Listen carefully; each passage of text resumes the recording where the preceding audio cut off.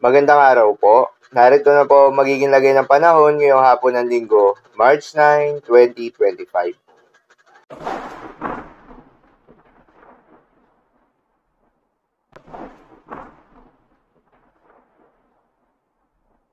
Sa kasalukuyan na tayo sa pag-asa, itong shear line o yung banggaan ng malamig na hangin at mainit na hangin ang nakakaapekto pa rin sa may eastern section ng Central at Southern Luzon.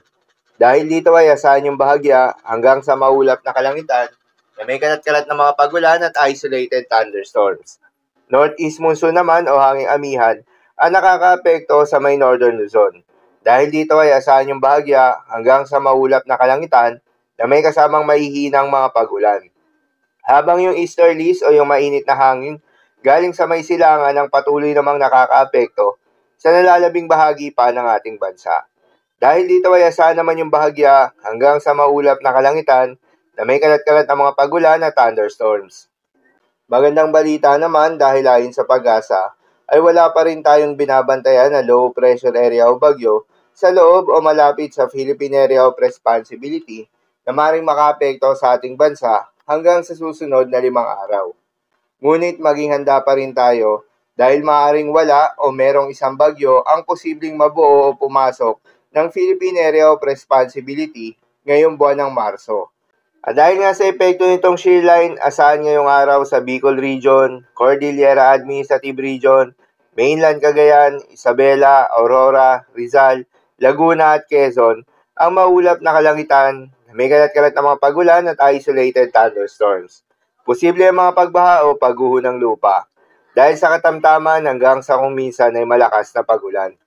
Habang sa Davao Region, Zamboanga Peninsula, Sorsogon, Basilan, Sulu, Tawi-Tawi at Palawan ay asahan naman yung maulap na kalangitan na may kalat-kalat na mga pagulan at thunderstorms na dulot ng easterlies. Posible rin ang mga pagbaha o pagguho ng lupa dahil sa katamtaman hanggang sa kung minsan ay malakas na pagulan. Habang sa Batanes, Babuyan Islands at Ilocos Norte ay asahan naman yung bahagyang maulap hanggang sa maulap na kalangitan na may kalat-kalat na mga mahihinang pagulan na dulot ng northeast monsoon. At sa Metro Manila at nalalabing bahagi pa ng Luzon, ay asahan naman yung bahagyang maulap hanggang sa maulap na kalangitan na may kalat-kalat na mga pagulan o thunderstorms na dulot ng shear line. Posible rin na mga pagbaha o pagguho ng lupa during severe thunderstorm. At sa nalalabing bahagi pa nga ng ating bansa ay asahan rin yung bahagyang maulap hanggang sa maulap na kalangitan na may kalat-kalat na mga pagulan o thunderstorms na dulot naman ng easterlies. Posible rin na mga pagbaha o pagguho ng lupa during severe thunderstorms.